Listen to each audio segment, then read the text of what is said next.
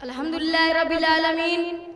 الصلاة والسلام علی سید المرسلین اما بعد فاعوذ باللہ من الشیطان الرجیم بسم اللہ الرحمن الرحیم لقد کان لکم فی رسول اللہ اسوۃ حسنہ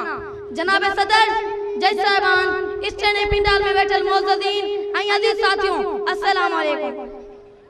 معزز سامعین جنہیں دنیا ہی نقشے سے گمراہی کاران چاہنی چکی انسانی جی حقیقت سے پردہ پیچی چکا ہوا شرم ہویا پر گرم پڑے میں گوڑا گاڑے رہے ہو انسان روح زمین دے ایڑا ستم کرے ہو جو جھنگے درندہ انہوں تے حیرانی پشیمان دیندہ ہوا تدہ فوران جی چوڑین ماں آفتاب نبوت لوچو جے جی نورانیت انسانی جی حالت کچھ نظرہ بدلی جو ہوئی معاشرو جے کا حیوان جی تصیرو خود انسان جو حامی بن جیو جہاں تاریخ تھا ظلمت قدا تھا سخت کالا تھا کوئی پردے سے کیا نکلا کہ گھر گھر اجالا تھا نبی پاک صلی اللہ علیہ وسلم خطبہ عزت الوداع موقع دے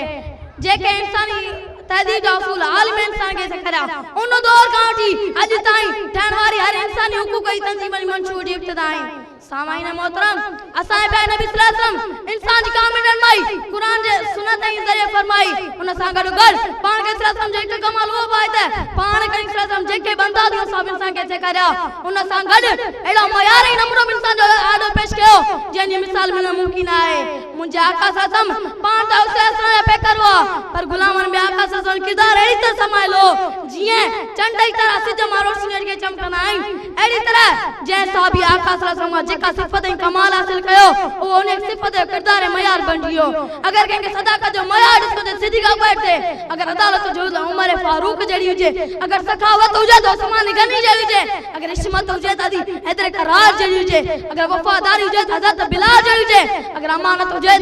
تو ابو ہریرہ جڑی ہوجے اگر شجاعت ہوجے خالد بن ولید جڑی ہوجے اگر قربانی ہوجے تو حسین ابن علی جڑی ہوجے سامعین محترم انہاں کا ودیع اچھا چوان جو حضور صلی اللہ علیہ وسلم انسان کے اشرف المخلوقات جو عظیم مرتبے دے پہنچایا تو فرشتہ زمین تے لے کرے انسان کے سلام پیش کیو غزوہ تبوک کے موقع تے حضرت صدیق اکبر پنج سجو ماں دین خاطر قربان کھچیو ایسے تائیں جو پنج تن کا کپڑا قربان کھچیا تاج و لباس پاتو تو جبریل امین آسمان میں لے آیو ائی چائیں اج اوڑی آئے تو آسمان دے سپنے فرشتہ صدیق اکبر وانگو تاج و لباس پاتو آئے انہاں لائے کہ شاہ جو آئے اوئے جب تو عظمت بڑھ گئی دنیا میں انسان کی اوئے جب تو انسان کو فرشتوں کے سلام آئے پرے پرواز بخشے اس نے ایسے آدمیت کو فرشتے رہ گئے پیچھے کچھ ایسے مقام آئے